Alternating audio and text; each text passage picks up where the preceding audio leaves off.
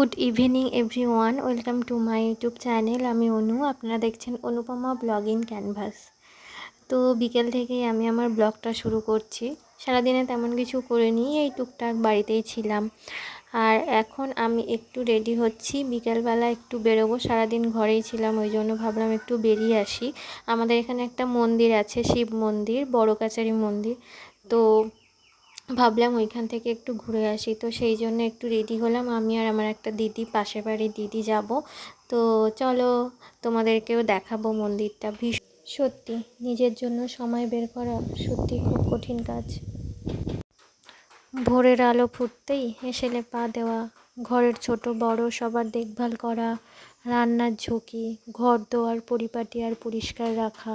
ছুটির দিনও ছুটি নেই, আবার কারো দিনটা শুরু হয় আর একটু ভিন্নভাবে। নাকে মুখে কোনো রকম গুঁজেই বেরিয়ে পড়তে হয় জীবন যুদ্ধে, সবাইকে আর একটু ভালো রাখার তাগিদে। নিজেই হয়তো ভালো নেই। ধীরে ধীরে অজান্তেই নানা নেতিবাচকতা গ্রাস করছে সেই মানুষগুলোকে।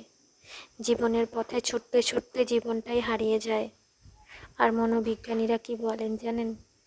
এর একমাত্র মোক্ষম দাওয়াই হচ্ছে নিজেকে নিয়ে মেতে থাকা, নিয়ম মেনে নিয়মিত নিজেকে সময় দেওয়া, যাকে বলে মি টাইম। আমার কাছে তো মনে হয় নিজেকে সময় দেওয়াটা একটা ব্যাটারি চার্জ দেওয়ার মতো, যেন নিজেকে নতুন করে রিচার্জ করে নিলাম। তাই নিজের জন্য প্রতিদিন কিছুটা সময় রাখা জরুরি। তবে প্রতিটা মানুষের জন্য এ সময় কাটানোর পদ্ধতি ভিন্ন হতে পারে। আমি তো নিজের জন্য সময় রাখি, নিজের মতো করে সাজি, ভিডিও বানাই, তোমাদের সাথে কথা বলি। মানুষ হিসাবে অন্য কারোর থেকে গুরুত্ব পাওয়ার থেকে না, নিজেকে নিজেই গুরুত্ব দেওয়া ভালো। তাহলে আর আফসোস হয় না, তাহলে আর কষ্ট হয় না। কি বলো তো, নিজেকে যদি ভালো না রাখতে পারি না, কাউকে ভালো রাখা সম্ভবই না। সেটা আমি একদম বাস্তব উপলব্ধি করেছি। আমার যদি মন ভালো না থাকে, আমি যদি না ভালো থাকি, তাহলে আমি আমার পরিবারকে কিভাবে ভালো রাখবো, হাসি খুশি কিভাবে রাখবো? ওই জন্য প্রথমে আমার মানসিকতা, আমাকে ভালো থাকতে হবে, হাসি খুশি থাকতে হবে। কিন্তু এই কথাটা না পরিবারের অন্যান্য মানুষরা বোঝে না। নিজেকে ভালো রাখার জন্য সবচেয়ে বেশি সচেতন হতে হবে আপনাকেই। সেটি খাবার থেকে শুরু করে ঘুম, ব্যায়াম থেকে শুরু করে ছোটোখাটো যে কোনো অভ্যাস হতে পারে। সব কিছুর প্রতি খেয়াল রাখতে হবে। আমরা প্রতিদিন যেসব কাজ করি, সেগুলোই আমাদের ভালো থাকা কিংবা খারাপ থাকার কারণ হয়ে দাঁড়ায়। তাই নিজের কাজগুলো করতে হবে মনোযোগ দিয়ে। ভালো কাজের ফলস্বরূপ ভালো কিছুই ঘটবে আমাদের সাথে, তাই না? আমার কি মনে হয় বলুন তো, নিজের সাথে সব সময় না ইতিবাচক কথোপকথন করা জরুরি। নিজের সঙ্গে নেতিবাচক কথা না বলে সেগুলো সব সময় হ্যাঁবাচক করে ফেলুন। নেতিবাচক কথা আপনার ভিতর থেকে ভেঙে দিতে পারে। তাই নিজের সঙ্গেও এ ধরনের কথা বলবেন না। আমার কোনো যোগ্যতা নেই কিংবা আমি এটা পারবো না, এ ধরনের কথা নিজেকে বলবেন না। বরং নিজেকে সাহস দিন। বলুন যে তুমি পারবে। চেষ্টায় মানুষ কি না পারে। তাই নিজের সঙ্গে ইতিবাচক কথা বলুন। আর আমাদের সব সময় বর্তমানকে গুরুত্ব দিতে হবে। অতীত আমার জীবন থেকে চলে গেছে, ভবিষ্যতের কথা আমরা কেউ জানি না। তাই বর্তমানের প্রতি আমাদেরকে মনোযোগ দিতে হবে। অতীতের অনেক কষ্টকর ঘটনা মনে পড়ে গেলে আপনি হয়তো নিজেকে সামলাতে পারবেন না, চলা মুশকিল হয়ে পড়বে। তাই অত শত না ভেবে কেবল বর্তমানের প্রতি মনোযোগী হন। বর্তমানকে যত সুন্দর করার চেষ্টা করবেন, আপনার ভবিষ্যৎ ঠিক ততটাই সুন্দর হবে। আমার ভিডিওটা যদি কেউ দেখেন, তাহলে হয়তো ভাবছেন যে এই মেয়েটা এত জ্ঞান দিচ্ছে কেন? জ্ঞান না, এগুলো না আমি বাস্তবতা থেকেই উপলব্ধি করেছি, একদম মনের কথা। তাই তোমাদের সাথে শেয়ার করতে ইচ্ছে হলো, তাই বললাম। যাই হোক, দেখতে দেখতে আমি একটুখানি সাজুগুজু করে নিয়েছি, রেডি হয়ে নিয়েছি। এবার চলো যাওয়া যাক।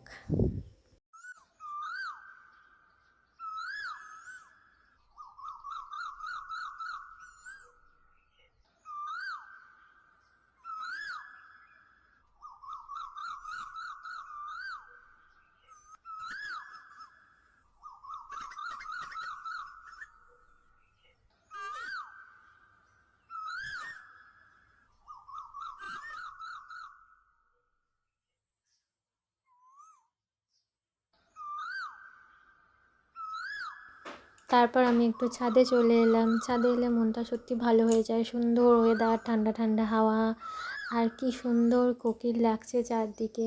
সত্যি গ্রামের পরিবেশটা না ভীষণ ভীষণ ভীষণ ভালো।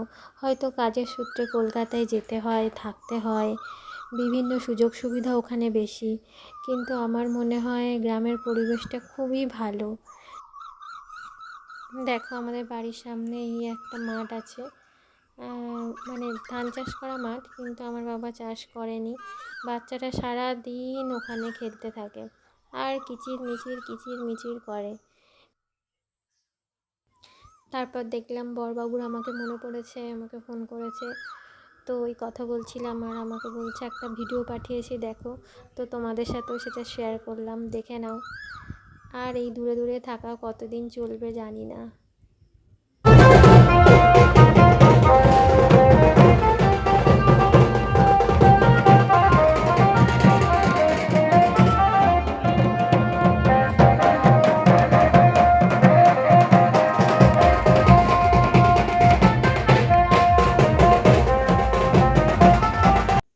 বুঝতেই পারছো ভিডিওটা কিসের। আসলে যেখানে ডিউটিতে আছে ওখানে মানে র্যালি বেরিয়েছে।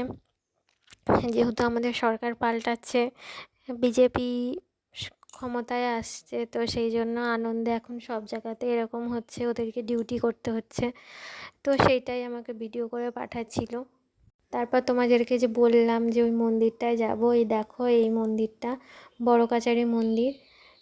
তো অনেকে হয়তো নাম শুনেছো, জানি না, মানে নাও শুনতে পারো। তো প্রচুর মেলার সময় তো প্রচুর প্রচুর ভিড় হয়, কিন্তু এখন পুরো ফাঁকা। সারা বছরই টুকটাক লোক আসে, কিন্তু এই টাইমটা একটু ফাঁকা থাকে। তো আমি একটু ভিডিও করছিলাম আর যেতে যেতেই সন্ধে হয়ে গেছে, দেখতেই পাচ্ছ অন্ধকার হয়ে গেছে। তো ঠাকুরটা দেখে নাও তোমরা, আমি দেখাচ্ছি, দাঁড়াও।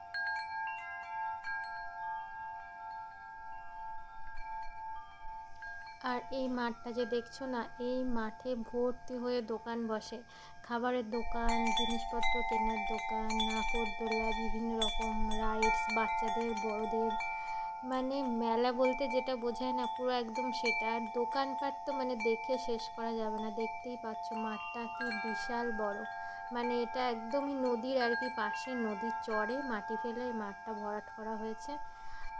তো আজকের ভিডিওটা এইটুকুই। যদি কিছু ভালো লেগে থাকে তো সাথে থেকে যেও। আর আমার চ্যানেলটা একদমই নতুন, যদি কিছু ভুল হয় সেটাও প্লিজ কমেন্ট করে বলে দিও। আর সবাই ভালো থেকো, সুস্থ থেকো, সবাইকে নিয়ে সুন্দরভাবে এই জীবনটা উপভোগ করো। আর কি বলবো, গুড নাইট, টাটা।